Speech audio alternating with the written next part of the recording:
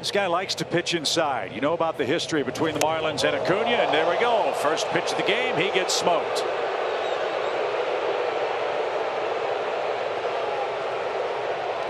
Yeah, as much as he pitched in last time down in Miami and didn't do it very well, kind of had a feeling that was going to happen at some point tonight. Now Brian Snitker is out to bark at the umpires here. And well, now you can read the lips there. He's seen enough of it, is what, among other things, what Brian Snitker just said. All right, Holly, here's where you and I always get ourselves in trouble, when we sit here and say there's no way that there was any intent there. But, I mean, come on, listen. I know what Braves fans feel. I know what we all think. Right when we see it, it takes us back in time. But we've got to be realistic here. We told you the numbers with Pablo. We told you what he's dealing with when it comes to the Atlanta Braves. Do you think in the very first inning with the very first pitch he's trying to put himself in hot water? I mean, you got to be kidding me here. So now the umpires will confer. We'll see if any warnings are issued the rest of the way, but Brian Snitker has grown very tired of this from Miami. A lot of this was from Jose Urena. But Acuña, 11 hits, 3 homers, 7 RBIs against the Marlins this year, 20 career homers in 51 big league games. Well, I sure hope they don't issue a warning. There's no need to. Why should they? So what could Brian be asking them to do in this spot? They throw him out. So Don Mattingly is out. That's unbelievable. Without a warning issued, how could you throw them out of the game? A lot to unpack here. That's just one little thing. Hold on to it. And now Mel Stottlemyre Jr.'s out there standing up for his guy. Donnie's hot and has all the reason to be fired up. Andy Fletcher tonight is the home plate umpire. Dan Iasonia is the crew chief. Scott Berry's the first base umpire. He's in there as well. John Lipka, the third base umpire, is in there. This is, listen, we're not stupid. We understand that there is absolutely history here, and we can go back and forth, and anybody watching this neutrally or from a Braves perspective would probably disagree if we said that some of those times, whether it was Urena or whoever, there was no intent on some of those occasions from our perspective. You can disagree at home, that's fine. We'll get killed for it online, that's fine. This is ridiculous. This I don't understand. Yeah, that's not Pablo. I mean, Pablo is trying to pitch inside. Everybody tries to pitch Acuña inside.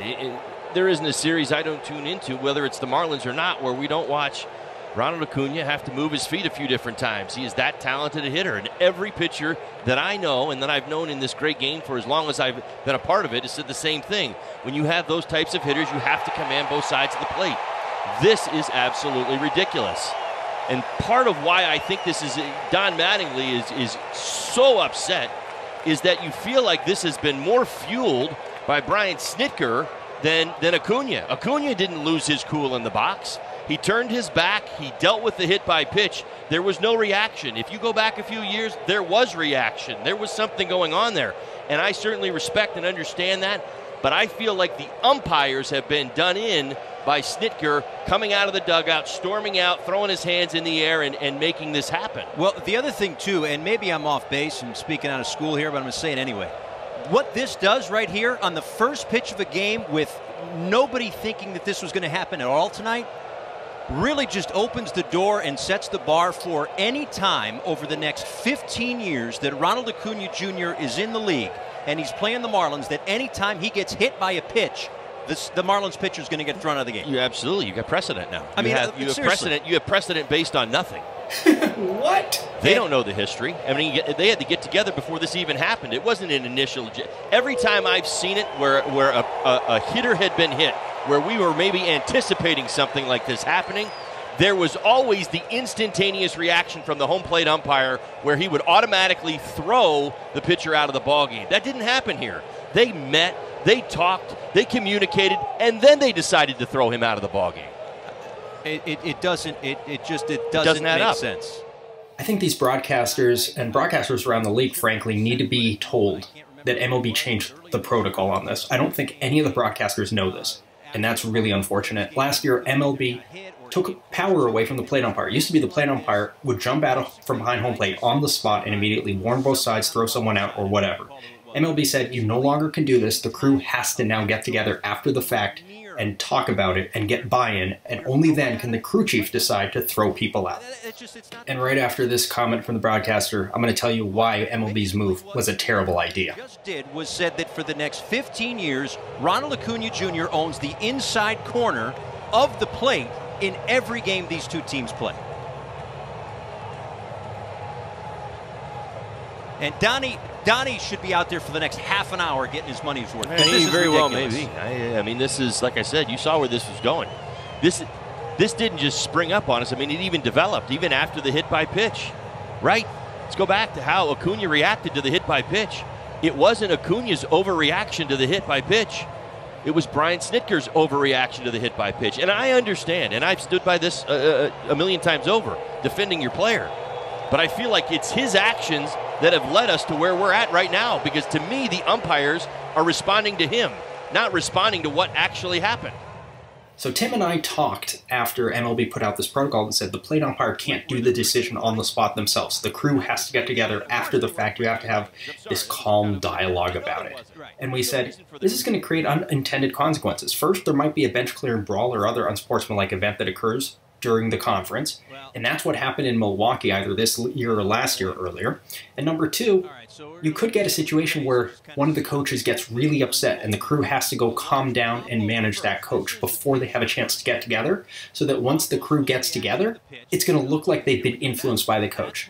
This is a profession, umpiring, where perception is key, and the perception is that Snitker influenced the crew. I don't think that that was the case here, because they got information from MLB about the history. It's called a heads-up report. Every crew gets it about the history. They know that the Marlins have hit Acuña Jr. 5 times. This is the 6th time. They know the history. And I would go so far as to say that I bet that if they did not get the heads-up report about this, they wouldn't have thrown the pitcher out. But you add the history, it's the first pitch of the game to the batter that they were told about to watch for this interaction. If it wasn't the first pitch of the game, I don't think it happens. But it was. It beats out Bob Davidson's 2-pitch ejection of John Lackey back when he was on the Angels, though. Played off of. And then this was a few minutes after that happened. Donnie gets thrown out by the crew chief, Dan Iasonia. Look, whether this call was right or not, when MLB took the plate umpire's ability to throw the pitcher out right away, and made the crew do it after the fact, I just think they made it so much worse. You need that immediate emotion. You need the immediate response for sellability's sake. I just think MLB's decision makes all umpires look bad and makes it so much more difficult to manage a game. This is the hard hits that he has had. Middle and in. That's it. That's where he gets his hard contact, which conversely, Holly, you know, means that's where you get him out. Right. You get him out on the inner third. Yeah, the 1, 7, and 8, that certainly tells you about the... I like how the one broadcaster talks about the right side, 7, 12, 6, and the other broadcaster talks about the left side, 1, 7, 8, and they think that they're talking about the same side. But anyway, just to recap, the rule is for intentionally throwing a batter, you don't need warnings. We've seen actually in recent years umpires more and more often going straight to the ejection. So that's one. Number two, heads up report. That gives the umpires the history so they get that weighing information. That's part of the conversation. Number three, MLB says, plate umpire, you can't do it on your own. The crew has to get together, and only then can the crew chief make a decision. It's a very good one. You contribute all of that. Snitker looks like he's really upset, and it looks like Snitker is influencing the crew per chance. I don't think that's what happened, but it sure looks like it because that's what MLB has created with this new protocol.